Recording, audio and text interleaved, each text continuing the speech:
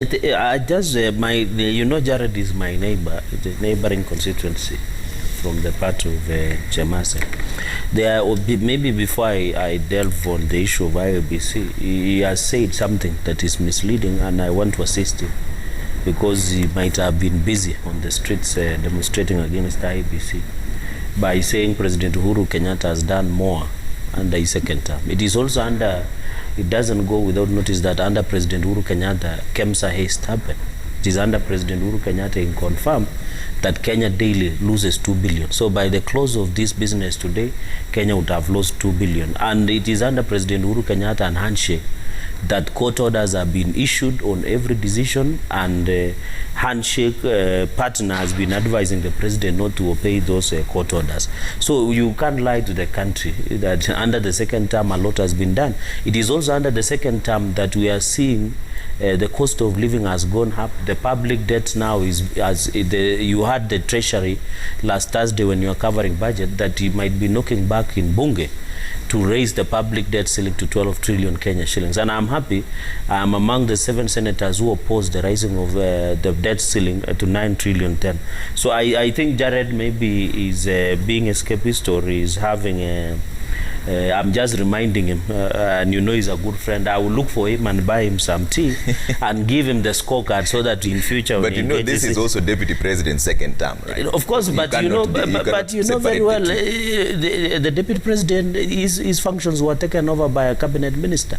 You remember Executive Order number 1.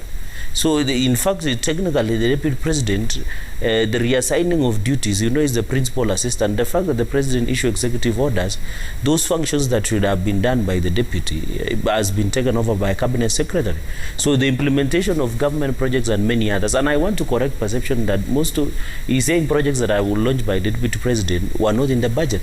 How can he know when the Deputy President, when working very well in the first term, and which Jubilee delivered more, he was the one who was coordinating government projects then? So how can he know that they were not budgeted for? So I think because they were busy on the streets and many NASA issues, I think he needs to get updated. Finally, on the issue of IEBC, I had the privilege of serving as a chair jailer.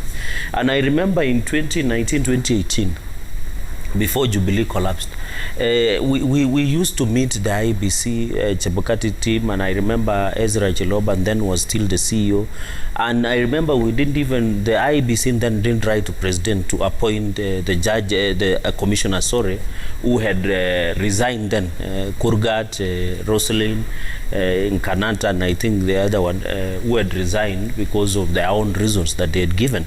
I remember we requested the President to appoint commissioners back so that IEBC can be fully constituted, but unfortunately he didn't do it until the other day when the people wanted to go for the BBI, the referendum. Then they realized the importance of reconstitution. I've seen the advert that has been put on the appointment of IEBC commissioners, and Kenyans have been invited to give their views on the fitness of some of the candidates that have been shortlisted for the IEBC commissioners.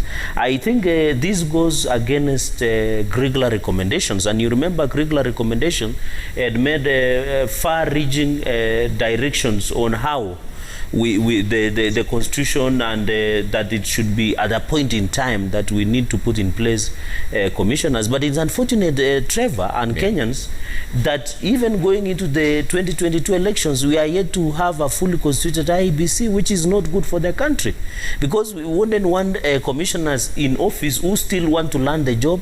They still to familiarize themselves. You are giving them less than a year, the way the Chebukatis were given, I think, 8 months to the office. I think the clear recommendations were were being done very well, that the commissioner should be in good time so that they can learn, and then we do what we call staggering on appointment of commissioners so that we retain the institutional memory within the IEBC. Another issue, I agree with Governor Mutua. I remember in 2019 I led my committee then of Justice Legal Affairs to Brazil, and Brazil electoral process is credited as one of the best in the country. But do you know one thing? They used it physically. They count votes physically. because they know technology can be tampered with. You remember even in the petition that the presidential election were nullified in the Supreme Court, and you remember, I think Paul Muiten then said that servers could not be opened in France because the people were still asleep there.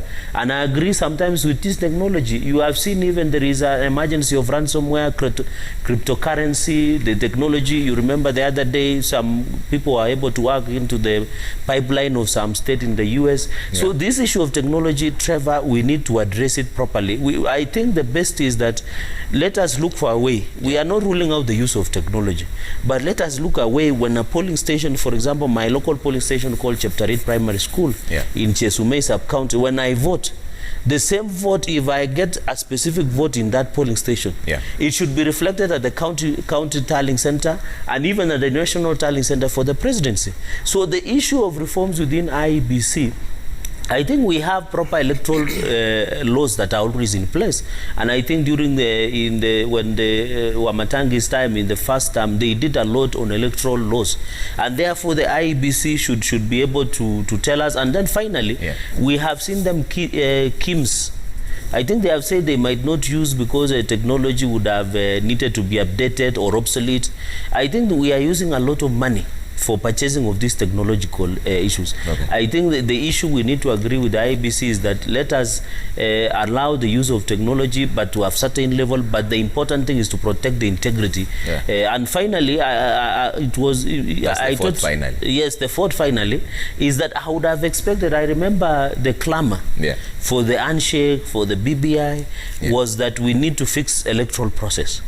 It is unfortunate that even as we discuss, I know the BBI is dead, even as we discuss into the future, the people, the political players are no longer discussing about electoral reforms and electoral process. I wish the people who are pushing for the handshake and everything should also be discussing that when I lose, I should be able to accept that I have lost because the process has been integrity, has been fair, and I hope the presidential candidates on the other side should be pushing for an electoral process that is full of integrity.